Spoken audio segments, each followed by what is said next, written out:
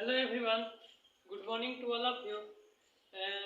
पिछले क्लास में हम लोग प्रारंभिक जीविका कृषि के बारे में जाने थे और आज हम लोग गहन जीविका कृषि के बारे में जानेंगे। आई होप कि आप घर पे अच्छे से पढ़ाई कर रहे होंगे। तो चलिए हम लोग आगे की ओर बढ़ते हैं और समझते हैं। देखिए, यह कृषि देश के अधिकांश क्षेत्रों में की जाती है। यानी गहन कृषि जो है देश के अधिकांश क्षेत्र में किया जाता है। यानी जहां भूमि पर जनसंख्या का अधिक दबाव रहता है। यानी कल ही आपको बताए थे कि जैसे हमारा जनसंख्या में वृद्धि होती है वैसे वैसे हमारे कृषि कार्य करने में असफल लोग हो जाते हैं, क्योंकि उनके पास अर्थव्यवस्था होता ही नहीं है तो प्रॉब्लम होगा। अब आगे समझते हैं। वहां पर इस प्रकार की कृषि की जाती है। यानी यहाँ पर क्या किया जाता है? यहाँ पर गहन कृषि किया जाता है और इस कृषि में श्रम की अधिक आवश्यकता होती है। यानी गहन कृषि में मेहनत बहुत अधिक लगते हैं। क्योंकि मेहनत इसलिए अधिक लगते हैं क्योंकि यहाँ पर तो अर्थव्यवस्था है नहीं। जब अर्थव्यवस्था नहीं है तो सिंचाई करने के लिए बहुत दूर दूर तक पानी की कटाव करना पड़ता है, बहुत समस्या क्रिएट होता है। आगे हम लोग समझते हैं। परंपरागत कृषि का भी इसमें भरपूर उपयोग होता है। चलिए, आपको पिछले ही क्लास में बताए थे और देखते हैं कि कौन कौन कमेंट करते हैं। चलिए, परंपरागत कृषि का दो उदाहरण दीजिए।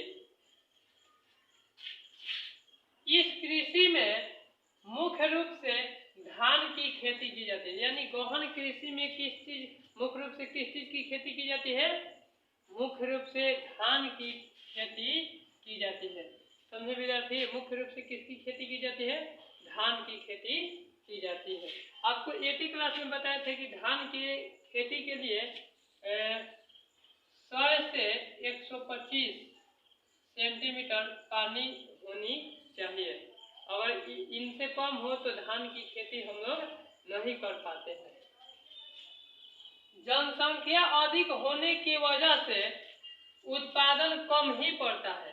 यानी कल ही बताए थे कि अत्यधिक जनसंख्या होने के कारण क्या होता है?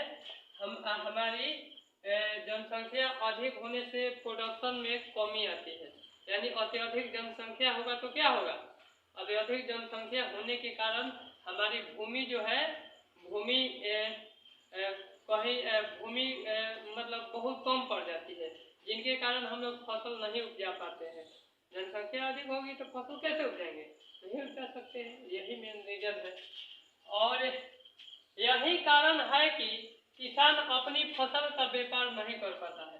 यानी कहने का मतलब यही है। इसका मुख्य कारण है कि बढ़ती जनसंख्या के कारण अब उनके पास तो भूमि है नहीं जिन पर खेती कर सके।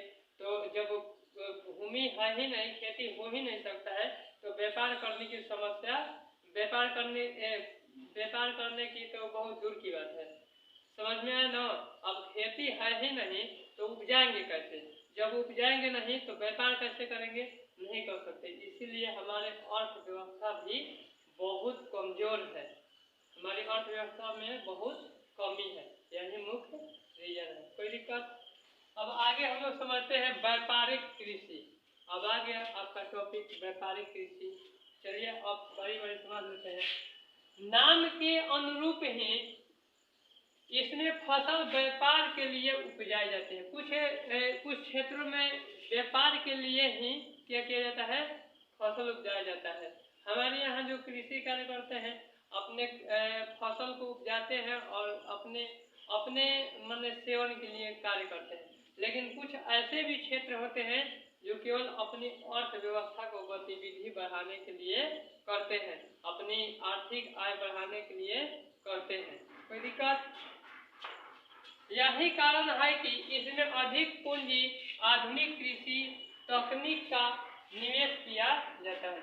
अगर मान लीजिए कि हम किसी कार्य को कर रहे हैं, किसी काम को कर रहे हैं, हमारे पास अत्यधिक मात्रा में पूंजी है तो उस काम को करने में सफल हो जाएंगे। हमारे पास टेक्निक अच्छा है, हम लोग उसके बारे में हमारे पास बहुत नॉलेज है, तो उस काम को बेहतर ढंग से कर सकते हैं। यदि ये चीज़ है ही नहीं तो हम उस काम को करने में असफल हो जाते हैं। तो यही कारण है। कुछ कृषि वैसे भी होते हैं जिनके पास क्या होता है, उनके पास मतलब टेक्निक नहीं पता होता है, तो जैसे तैसे बीज को बो देते हैं और उसमें फसल का उत्पादन नहीं होता है, समझे। तो फसल कोई भी कार्य करने के लिए विद्यार्थी, आपके पास टेक्निक ना हो तो आप सफल नहीं हो पाएंगे। आप अच्छे से पढ़ रहे हैं, आपके पास टेक्निक नहीं है पढ़ने का, नहीं है समझने का, तो आप सफल नहीं हो पाएंगे। तो सबसे मुख्य रीजन यही है कि आपको टेक्निक होना जरूरी है। टेक्निक के साथ साथ मेहनत करना भी जरूरी है, समझे। आगे हम लोग समझते हैं।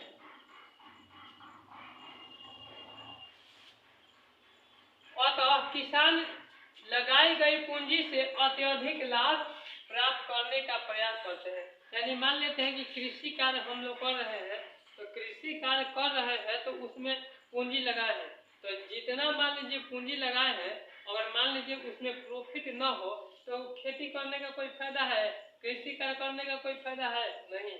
तो इसीलिए क्या करते हैं हम लोग, कोई भी काम करते हैं, कृषि कार्य ही नहीं, हम लोग कोई भी काम करते हैं तो हम अपना डेवलप चाहते हैं। हम कोई भी कार्य करते हैं तो अपना प्रॉफिट चाहते हैं, प्रॉफिट चाहते हैं ना। तो इसी का मुख्य रीजन है कि किसान लोग भी यही करते हैं, जितना पूंजी निवेश करते हैं, जितना पूंजी लगाते हैं, चाहते हैं कि इससे कहीं ज़्यादा हम पूंजी मतलब कमा सके, इससे कहीं ज़्यादा पूंजी का मतलब ला सके। इसका मुख्य रीजन है, हर कोई सोचता है, आप केवल नहीं, हर कोई सोचता है। इन आधुनिक तकनीकों में पैदावार देने वाले बीज, रासायनिक खाद, सिंचाई, रासायनिक कीटनाशक आदि का उपयोग किया जाता है। इस कृषि पद्धति को भारत में हरित क्रांति के फलस्वरूप व्यापक रूप से पंजाब, हरियाणा अपनाया गया। अब आपको 8वीं क्लास में बताए थे हरित क्रांति के बारे में, तो आप बताइए कि हरित क्रांति की शुरुआत किनके द्वारा किया गया था, हम आपसे पूछ रहे हैं। और आगे हम लोग समझते हैं इसका मुख्य फसल क्या है, हरित क्रांति का मुख्य फसल आगे हम लोग समझेंगे गेहूं है। कोई दिक्कत?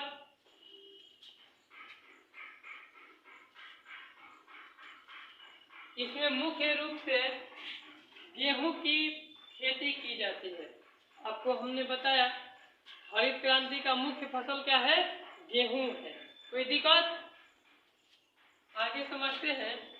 देखिए इसका व्यापक रूप से देखा जाए तो पंजाब में, हरियाणा में अपनाया जाता है। यानी हरित क्रांति, यानी हरित क्रांति कहने का मतलब कि पंजाब में अधिक मात्रा में गेहूं के उत्पादन किया जाता है, हरियाणा में अधिक मात्रा में गेहूं का उत्पादन किया जाता है। कोई दिक्कत? रोपण कृषि भी एक प्रकार की व्यापारिक कृषि है। अब रोपण कृषि भी एक प्रकार की क्या है, व्यापारिक कृषि है। कोई दिक्कत?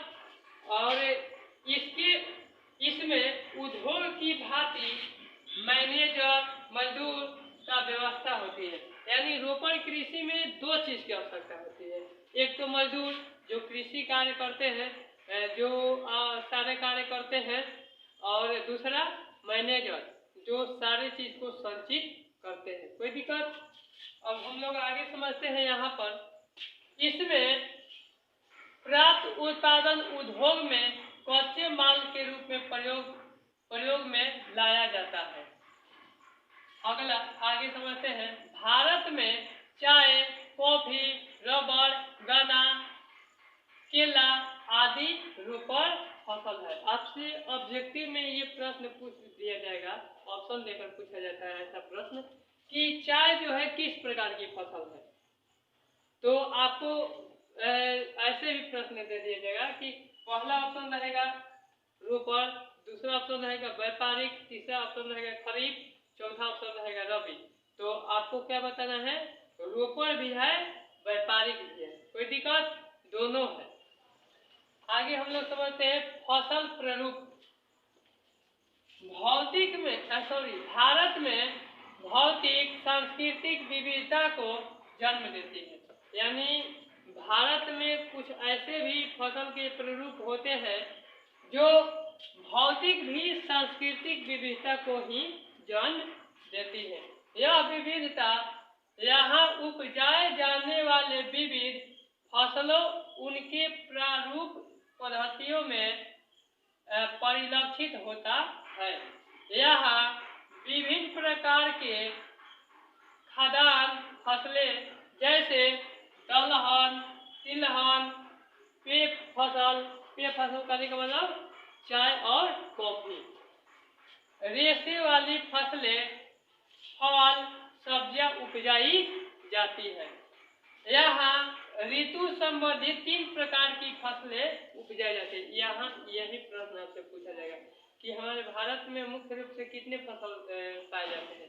तो 3 फसल पाए जाते हैं, खरीफ, रबी और जायद फसल, जो बारी बारी करके हम लोग पढ़ते हैं। ये हमेशा और एग्जाम में आ जाता है कि खरीफ फसल का एक उदाहरण दो, जायद फसल का एक उदाहरण दीजिए, या रबी फसल का एक उदाहरण दिए। ऑब्जेक्टिव में फिक्स है कि आएगा, और सब्जेक्टिव में भी आ जाता है कि रबी फसल और खरीफ फसल में अंतर स्पष्ट करें।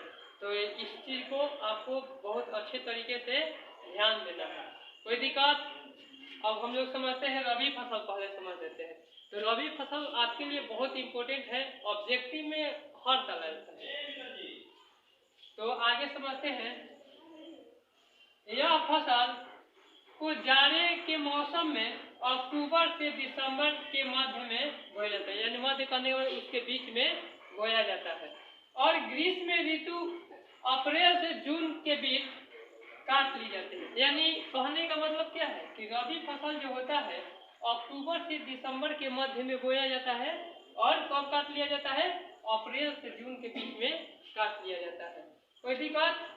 जैसे गेहूं, जौ, चना, मटर, मसूर, सरसों इत्यादि। तो आपसे 1 नंबर का ऐसे प्रश्न पूछ लिया जाएगा कि गेहूं जो है किस प्रकार की फसल है? तो किस प्रकार की है? रबी फसल है। कोई दिक्कत? रबी फसलों की खेती देश के विस्तृत भागों में की जाती है। यानी रबी फसल जो होती है देश के बहुत ऐसे भाग है जिसमें किया जाता है, बहुत ऐसे क्षेत्र है जिसमें रबी फसल किया जाता है। तो आई होप कि हमको आशा है कि आपको समझ में आया होगा। अब आपको दिखाई नहीं देगा इसलिए कैमरा को मूव कर दें।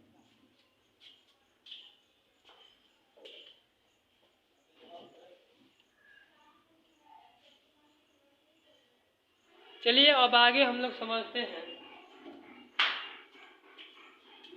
देखिए, किंतु देश के उत्तर पश्चिम राज्य पंजाब, हरियाणा तथा उत्तर प्रदेश रबी की फसलों के लिए किए जाते हैं।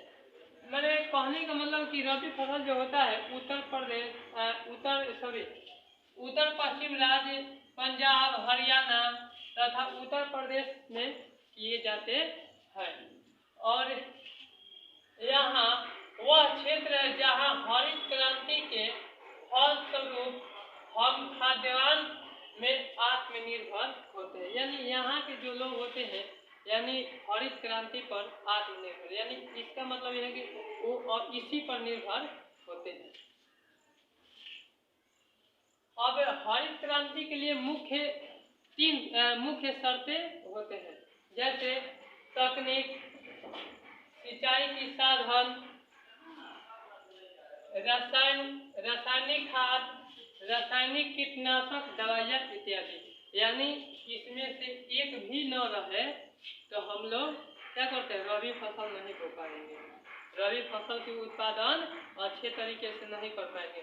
और मान लीजिए कि सिंचाई की व्यवस्था नहीं होगा तो हम लोग नहीं कर पाएंगे, तकनीकी की व्यवस्था ना हो तो हम लोग नहीं कर पाएंगे, और रासायनिक खाद ना हो तो इसकी भी हम लोग नहीं कर पाएंगे, और रासायनिक कीटनाशक दवाई इत्यादि होता है जो खराब होता है, किसी कारणवश खराब होने लगता है तो इसका उपयोग करके हम लोग ठीक कर पाते हैं। और आगे हम लोग समझते हैं खरीफ फसल। ये भी इम्पोर्टेंट है, आपसे पूछा जाता है कि खरीफ फसल का एक उदाहरण दीजिए, तो समझ लेते हैं।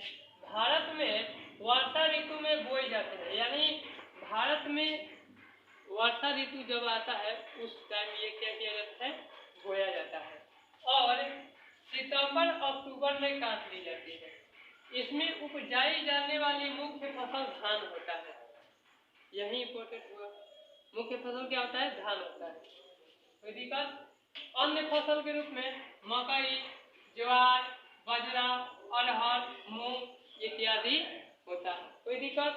धान की खेती मुख्य रूप से असम, पश्चिम बंगाल, बिहार, उड़ीसा, आंध्र प्रदेश, तमिलनाडु, केरल तथा महाराष्ट्र आदि में पाया जाता है। भारत में जहाँ अधिक वर्षा की जाती है वहाँ धान की 3 फसल उगाई जाती है। आई होप कि हमको उम्मीद है कि आपको समझ में आया होगा। कल जायद फसलों के बारे में समझेंगे और बारी बारी से पढ़ेंगे, जैसे धान के बारे में कितना जरूरी है उगाना, मतलब कितना सेंटीमीटर होगा तो इसकी उत्पादित किया जाएगा। तो आज के लिए इतना ही, धन्यवाद।